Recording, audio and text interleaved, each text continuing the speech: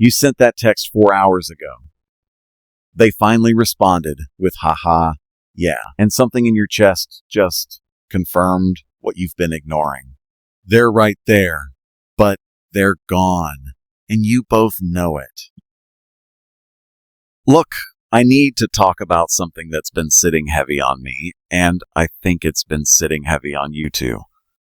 Because there's this thing that happens in relationships, friendships, family dynamics, whatever, that nobody really prepares you for. Everyone talks about breakups. Everyone talks about goodbyes. Everyone talks about the moment someone walks out the door, blocks you, or moves across the country. But nobody talks about the other thing. The thing where someone can be in the same room as you and be completely unreachable. Where you can have their number, see their face, hear their voice, and still feel like you're trying to contact someone who doesn't exist anymore. And I'm going to walk you through exactly how this happens. Why you didn't see it coming, even though all the signs were there. And what that means for what you do next. Because by the end of this, you're going to realize something about that person you're thinking about right now. Yeah, that one. Stay with me. So let me ask you something. When did you start noticing the replies got shorter, not gone? Shorter, because that's the trick, right? If they disappeared completely, you'd know what to do. You'd grieve. You'd move on. You'd tell your friends and they'd take you out and you'd do the whole thing. But they didn't disappear. They're still there. Still replying. Still showing up. Just less.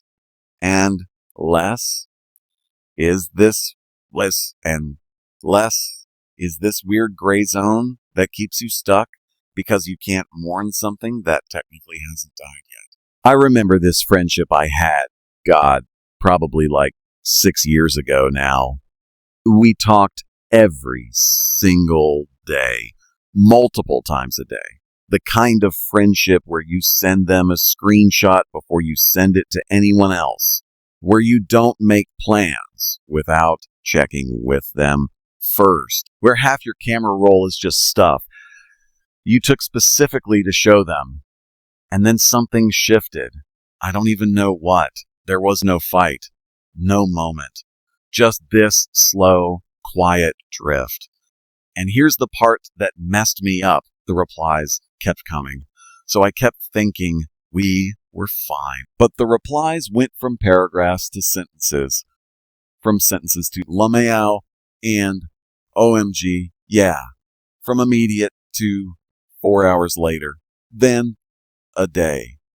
Then 3 days. With sorry, I'm so bad at texting lately. And you know what I did? I made excuses for them. They're busy. They're going through something. They're stressed with work. I'm being needy. I'm overthinking. All of that. Because the alternative was admitting something I wasn't ready to admit. Here's what I need you to understand. And this is the part that's probably going to sting a little. When someone starts to leave you emotionally, they don't send you a memo. They don't sit you down and say, hey, I'm checking out now, just so you know. They probably don't even fully realize they're doing it. It's this gradual thing, this slow pullback. And because it's slow, you adjust. You lower your expectations bit by bit. You start feeling grateful for the bare minimum. You start celebrating responses that would have felt cold 6 months ago. You're nodding right now, aren't you? Or you're thinking of someone specific. Hold that thought.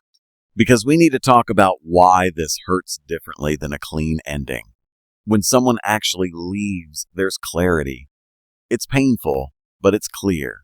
You know where you stand. You know where you stand. You know it's over. You can start the process of letting go. But when someone stays physically or digitally present while being emotionally gone, You're stuck in this loop because every small interaction gives you just enough hope to say, just enough to think, see, we're fine, they replied. They still care. Hey. And then the silence comes again, and you're back to wondering if you're imagining the whole thing. It's like, okay, imagine you're holding someone's hand. And slowly, so slowly you barely notice, their grip loosens. Not all at once. Just a little less pressure. A little less warmth. And you're walking together still, hands still technically connected, but you can feel it. You can feel that they're not really holding on anymore. They're just letting their hand exist in yours. And you're doing all the gripping, all the holding. And at some point you have to ask yourself, if I let go right now, would they reach back, or would their hand just fall away like they've been waiting for permission to drop it? That question keeps you up at night, doesn't it? I want to stay on this for a second because this is where most people get stuck. You start testing. You do this. You stop texting first to see if they will. You wait to see if they make plans. You pull back a little to see if they notice. And here's the gut punch. Most of the time they don't. Or worse, they do notice and they feel relieved. Relieved that the pressure's off, that they don't have to try as hard, that the relationship can just quietly fade without anyone having to say the uncomfortable thing out loud.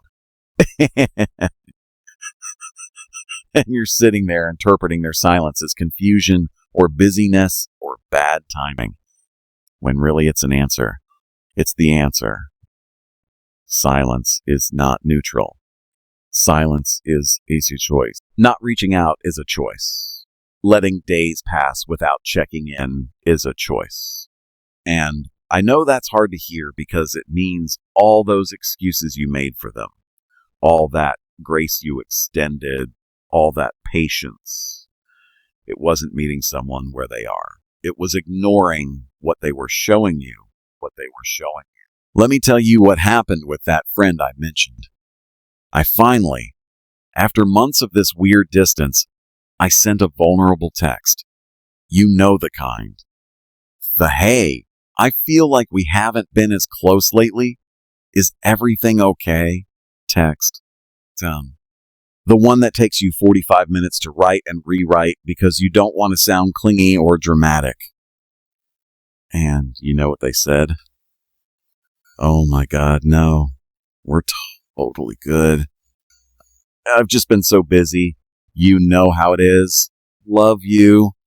And I wanted that to feel reassuring. I wanted to believe it. But it didn't change anything. The pattern continued.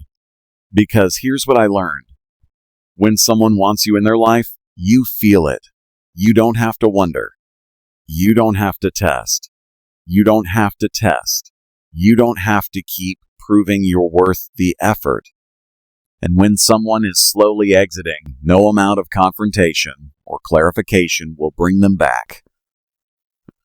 Because they already left. They're just being polite about it.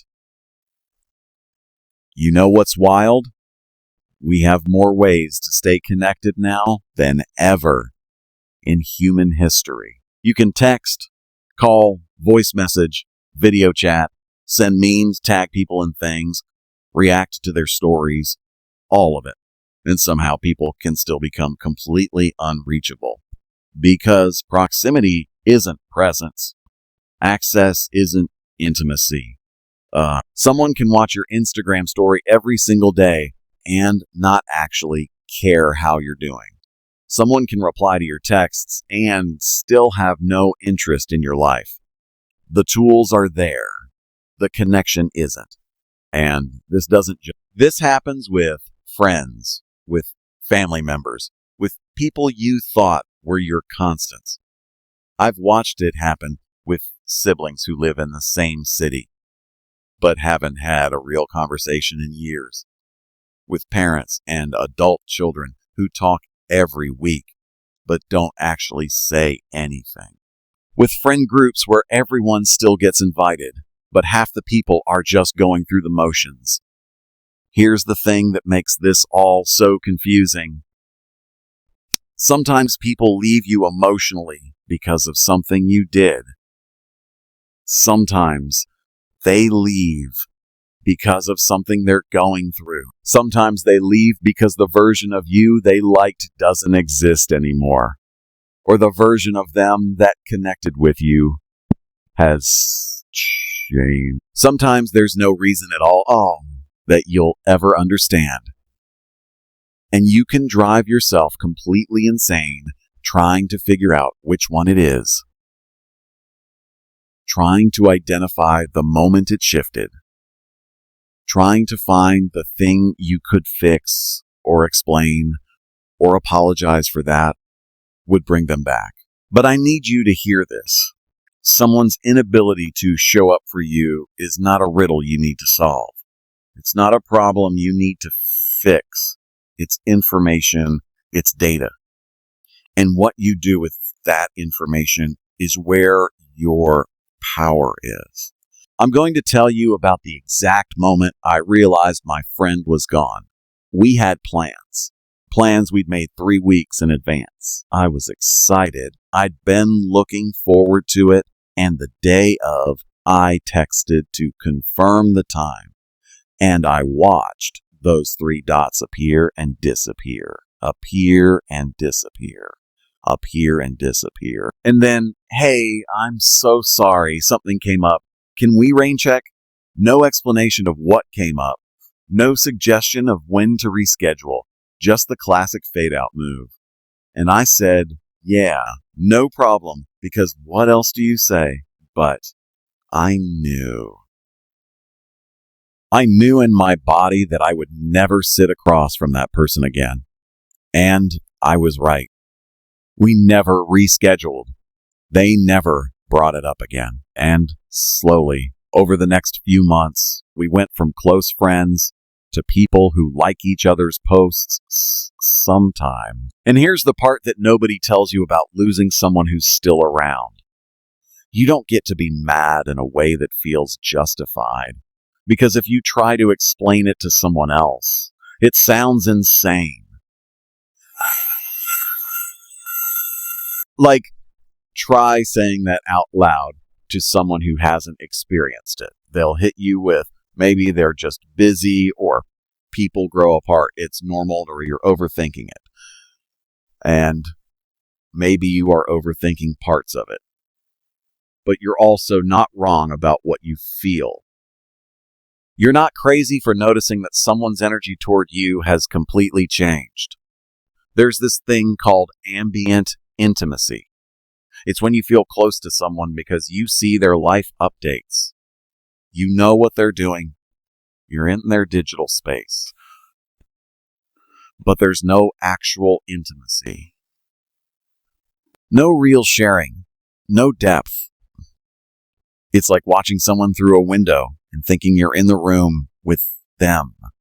And social media has made this so much worse because you can watch someone's entire life unfold, see who they're spending time with, what they're excited about, where they're going, and realize you're not part of any of it.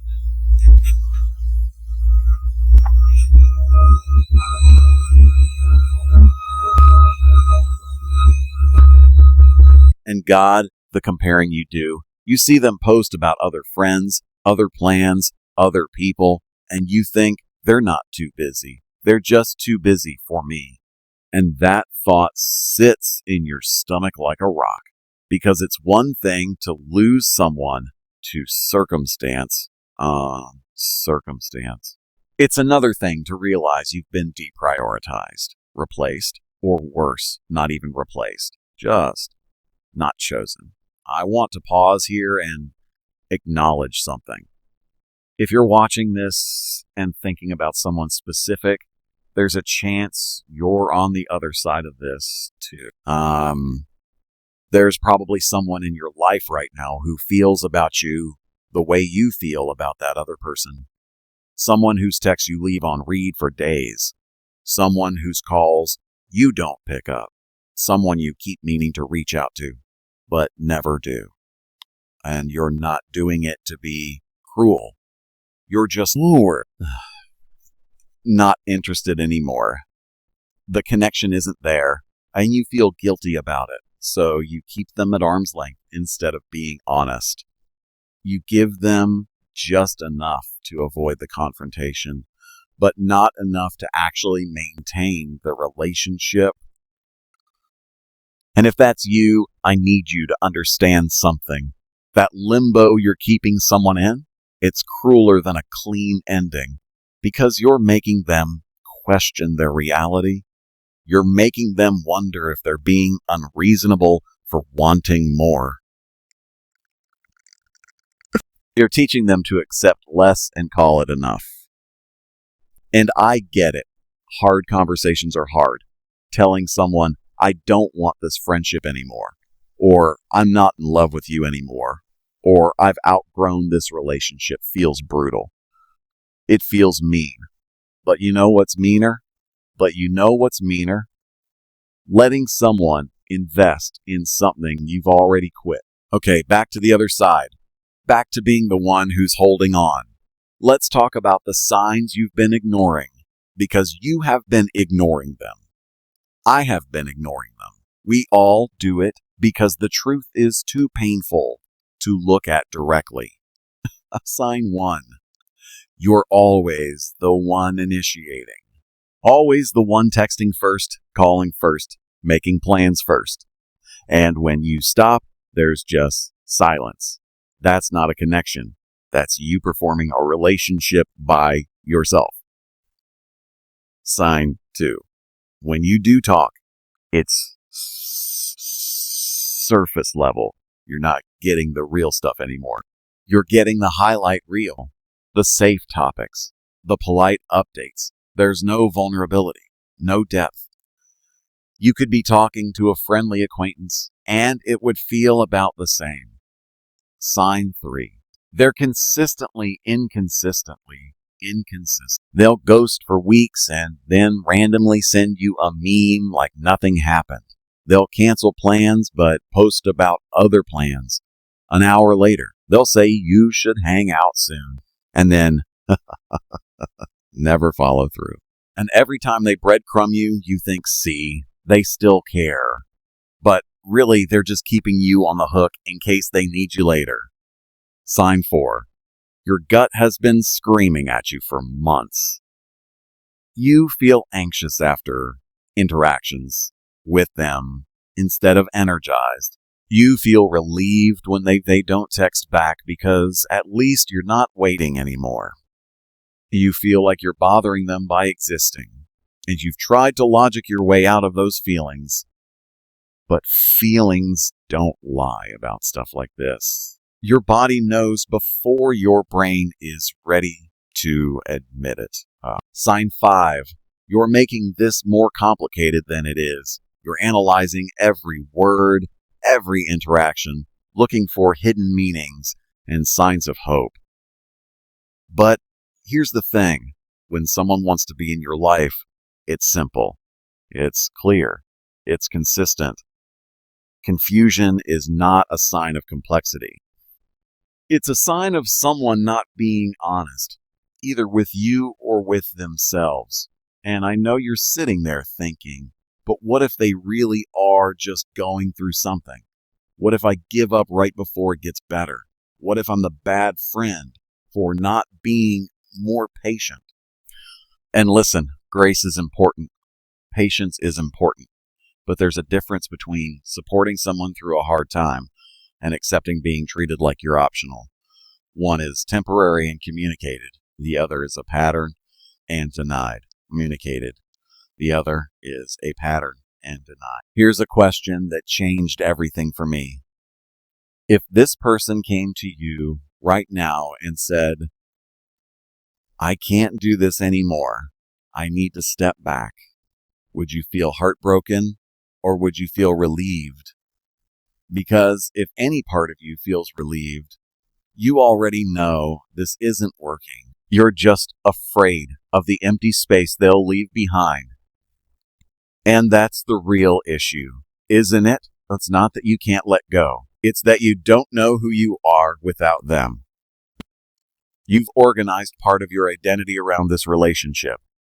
You've made them a main character in your life. And the idea of editing them out feels like losing a piece of yourself. So you hold on to the ghost of what it was because the ghost is better than nothing. The ghost is familiar. The ghost doesn't require you to grieve and rebuild. But here's what happens when you hold on to someone who's already gone. You stop being available for the people who are actually showing up. You miss new connections because you're saving your energy for someone who's not investing it back. You lower your standards across the board because you've normalized being treated like an afterthought. And worst of all, you betray yourself over and over by pretending you don't see what you clearly see. I had this realization like 2 years ago. And it won't feel like victory or closure. It'll just feel like moving on. And here's something nobody tells you about that moving on part. It's not linear. You'll have days where you're completely fine, where you've made peace with it, where you're even grateful it ended. Because now you have space for better things. And then you'll have a random Wednesday where something small happens. And you're right back in it. Well, you'll hear a song or see something funny, and your first instinct is still to send it to them. And for a split second, you forget that you're not doing that anymore, that they're not that person for you anymore.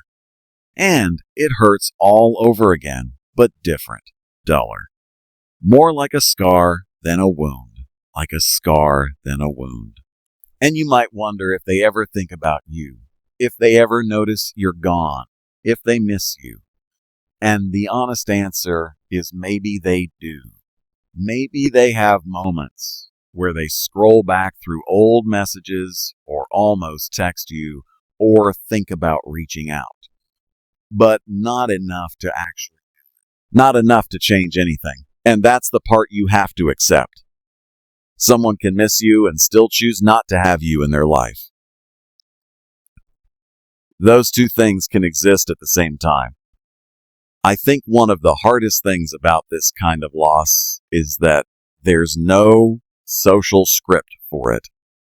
When someone dies, people bring you food and send you cards and expect you to be sad. When you break up, your friends rally and trash talk your ex and take you out. But when someone just fades, when the relationship dies slowly instead of all at once, you're supposed to just be cool about it. You're supposed to just be cool about it. You're supposed to understand that people grow apart and be mature and not make it a thing. And meanwhile, you're experiencing real grief over a real loss, and there's nowhere to put it. So you end up carrying it alone. You minimize it. You tell yourself it's not that deep. You feel embarrassed for caring so much about someone who clearly doesn't care that much about you. And that shame makes it worse because now you're not just sad. You're sad about being sad. You're judging yourself for not being over it yet. But listen to me. The depth of your pain is not pathetic. It's proportional to how much that connection meant to you. And just because the other person doesn't feel it the same way doesn't mean your feelings are wrong or excessive. You're allowed to grieve the loss of someone who's still alive. You're allowed to miss someone who's still alive. You're allowed to miss someone who's still around. You're allowed to be hurt by someone who didn't technically do anything wrong. Because that's the thing, right? A lot of times there's no villain in this story. They're not a bad person. They didn't betray you, or lie to you, or hurt you on purpose. They just stopped choosing you. And you can't hate them for that, which almost makes it worse. Because anger would be easier. Anger would give you something to push against. But this weird, sad acceptance that they just don't want this anymore. I want to talk about something for a second that might be uncomfortable. Sometimes the person you lost without them leaving is you. Sometimes you're the one who's still physically present in your own life, but emotionally checked out. You're going through the motions. Thing. And you're showing up to your own life the way that friend shows up to your texts. Half-hearted. Distracted. Just enough to say you did it, but not enough to actually be there. And maybe that started because of this loss. Maybe you've gone numb because feeling it fully is too much. Maybe you've pulled back from everything because if you don't let anyone close, you can't lose them like this again. Maybe you've convinced yourself that being emotionally unavailable is the same as being protected, but really you've just become the ghost in your own life. Or maybe it started before you. Maybe you've been disappearing from yourself for a while, and this loss is just making you face it. All that energy you put into maintaining a dying relationship, all that analysis and hope and trying, what if you put that into yourself? What if you showed up for your own life the way you wish they'd shown up for you? Because here's what I've noticed. The people who hurt the most from this kind of loss are usually the people who overgive, who make themselves small, who manage other people's feelings, who are so focused on being chosen that they forget they also get to choose. And when someone drifts away, it confirms every fear you have about not being enough, about being too much, about being forgettable or replaceable or easy to lose. But what if it's not about you at all? What if their pulling away says everything about where they are and nothing about your worth? They are and nothing about your worth. What if you're looking for validation from someone who's not even available to give it? What if the real issue is that you've made someone else's presence or absence the measure of whether you matter? I'm saying this to you, and I'm saying it to myself. Your value is not determined by who stays. You are not worth less because someone didn't have the capacity to see it. You are not too much or not enough. You're just not meant for everyone. And thank God for that, honestly. Because imagine if you were.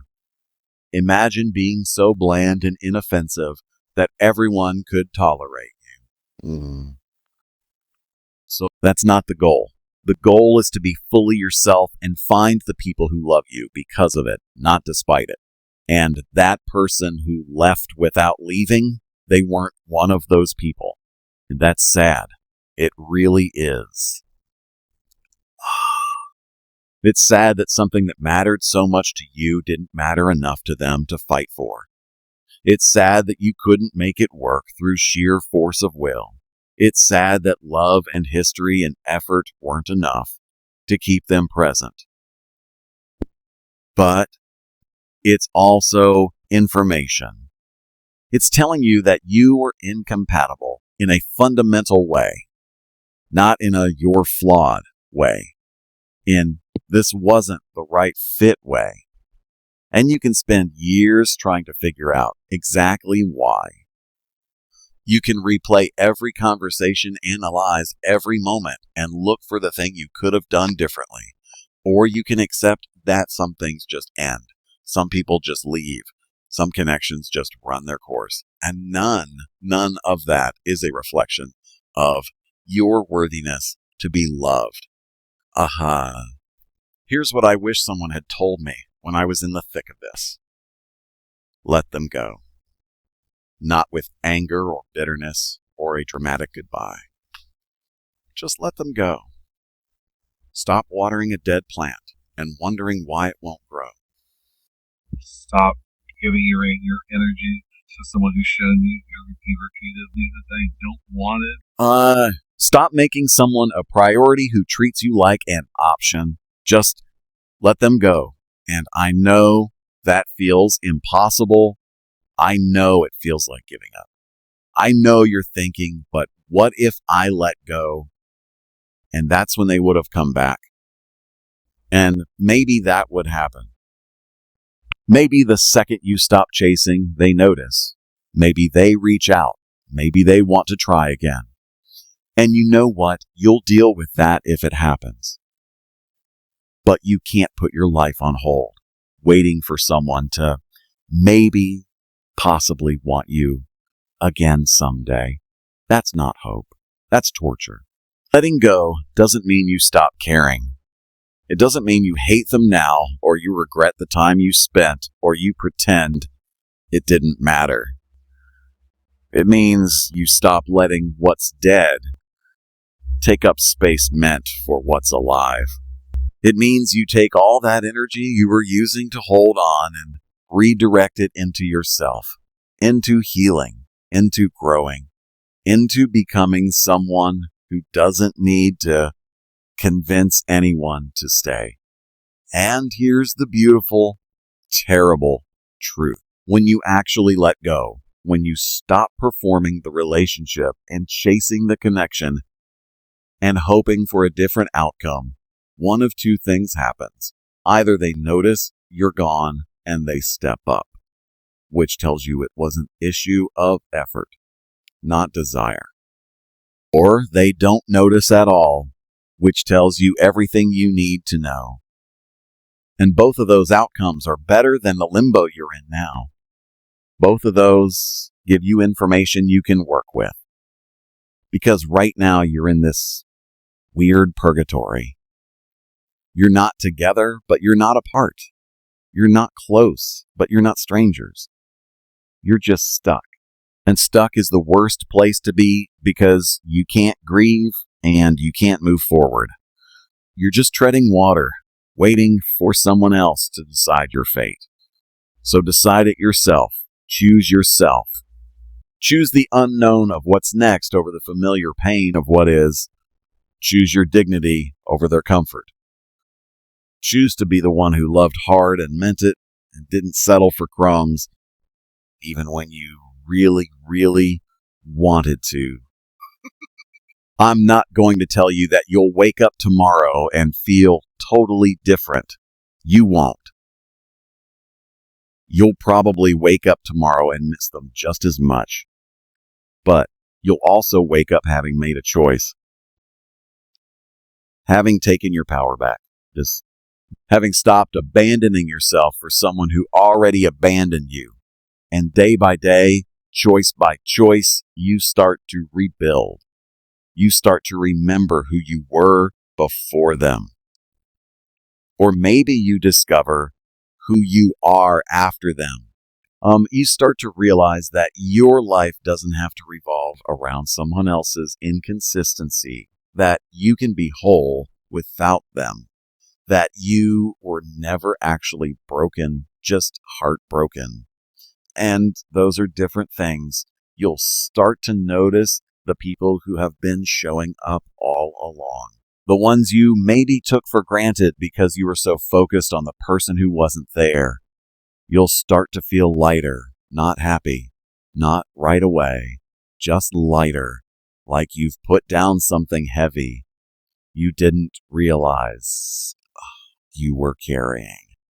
And eventually, maybe months from now, maybe years, you'll think about them and it won't hurt. It'll just be a fact. Something that happened. Someone you used to know. You'll see their name pop up somewhere and you won't get that rush of adrenaline and dread. You'll just think,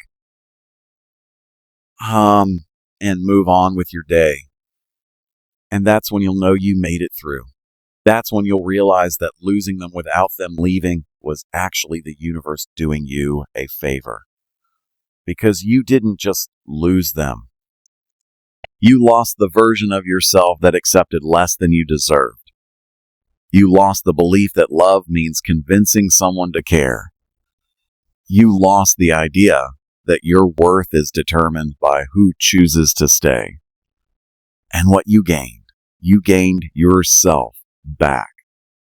You gained the ability to recognize when something's over, even when it's not officially ended. You gained standards, boundaries, self-respect.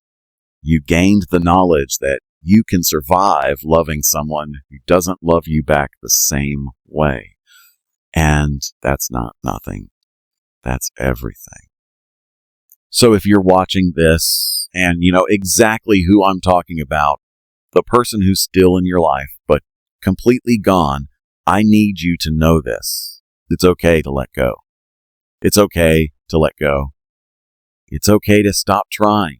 It's okay to admit that this hurts and you can't do it anymore. It's okay to choose yourself even when it feels selfish, especially when it feels selfish. You didn't lose them. They were already gone. You're just finally admitting it. And that admission, as painful as it is the first step toward finding your way back to yourself. Back to the people who actually want to be there. Back to a life where you're not constantly wondering if you matter to someone who keeps showing you that you don't. You matter. You always did. Their inability to see it doesn't change. And one day you'll be sitting somewhere, living your life, surrounded by people who choose you as loudly as you choose them, and you'll barely remember what it felt like to beg for someone's attention. You'll barely remember the weight of holding on to someone who let go a long time ago. That day is coming, I promise you. But it starts with today. It starts with you finally letting yourself feel the loss of someone who never really left. And then letting them go anyway.